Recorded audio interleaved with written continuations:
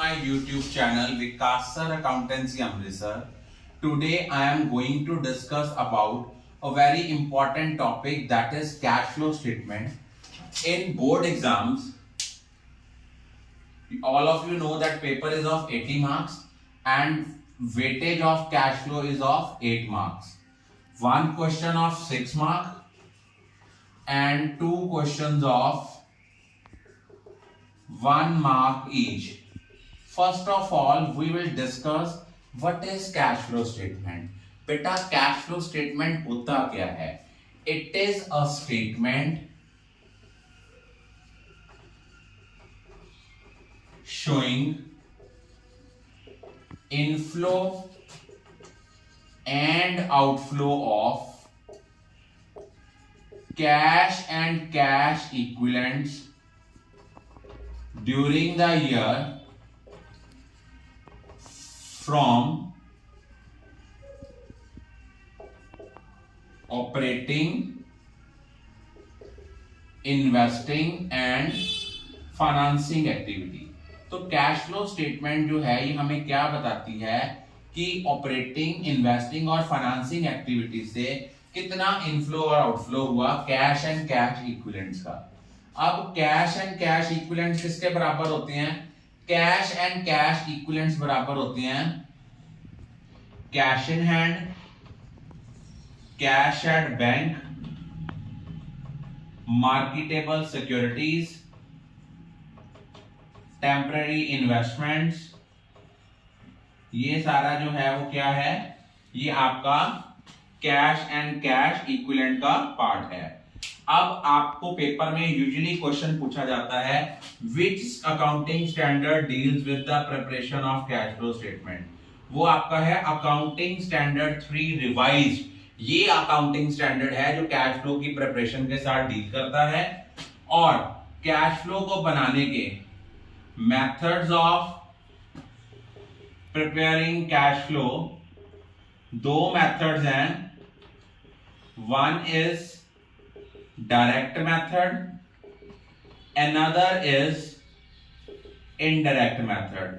हमारे सिलेबस में जो है वो इनडायरेक्ट मेथड है और सबसे पहले है ऑपरेटिंग एक्टिविटी। हम एक्टिविटीज को 3 पार्ट्स में डिवाइड करते हैं, operating, investing and financing.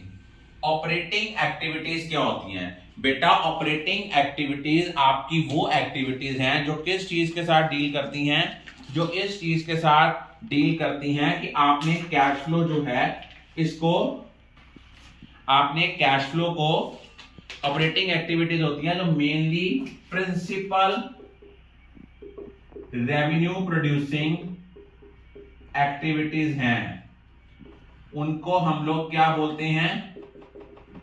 Operating activity. मान लो स्वानी मोटर्स है, जलंधर मोटर एजेंसी है, नेक्सा का शोरूम है, गाड़ियां बेचना ये इनका रेगुलर काम है।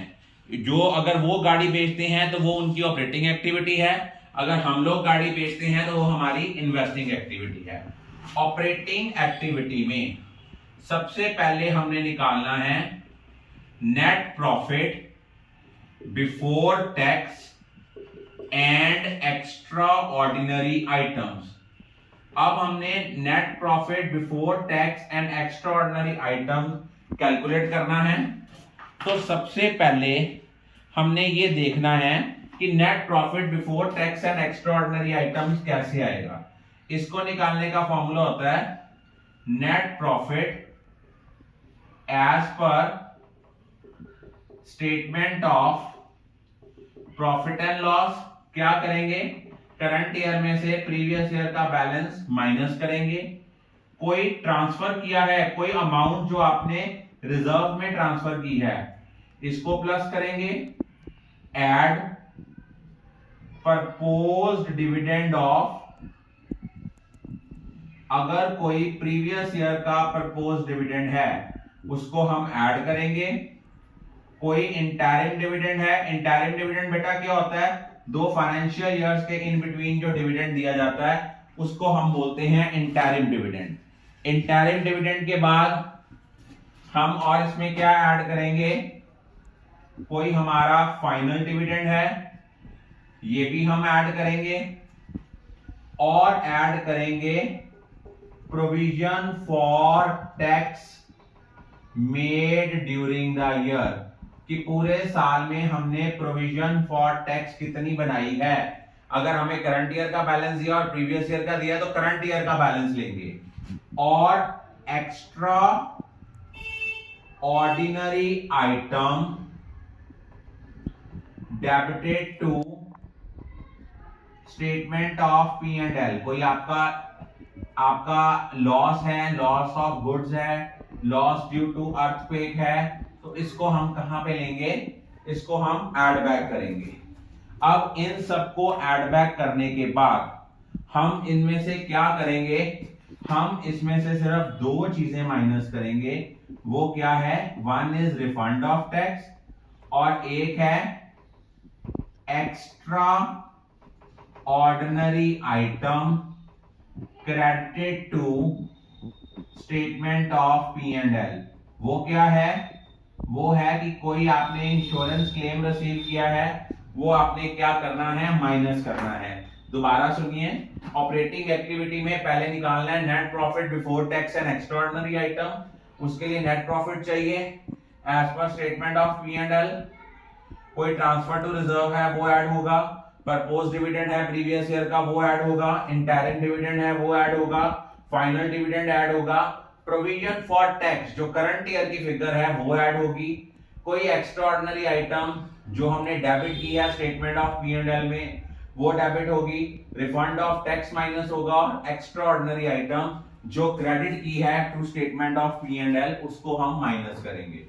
अब इसके बाद इसमें आपका सबसे मेन जो इंपॉर्टेंट चीज आप लोगों की हर बार पेपर में आती है, इसके बाद हमने नेक्स्ट स्टेप निकालना है operating profit before working capital changes. हमने निकालना है operating profit before working capital changes कितना आता है, उसको जब आपने कैलकुलेट करना है वो कैसे करना है। इसके लिए हमें क्या चाहिए, हमारा आया था net profit before tax and extra ordinary items, ये आया था। अब इसमें हमने क्या करना है, इसमें हमने एक ऐड करने हैं। क्या क्या चीजें ऐड होंगी, ऐड होंगे हमारे non cash and non operating expenses.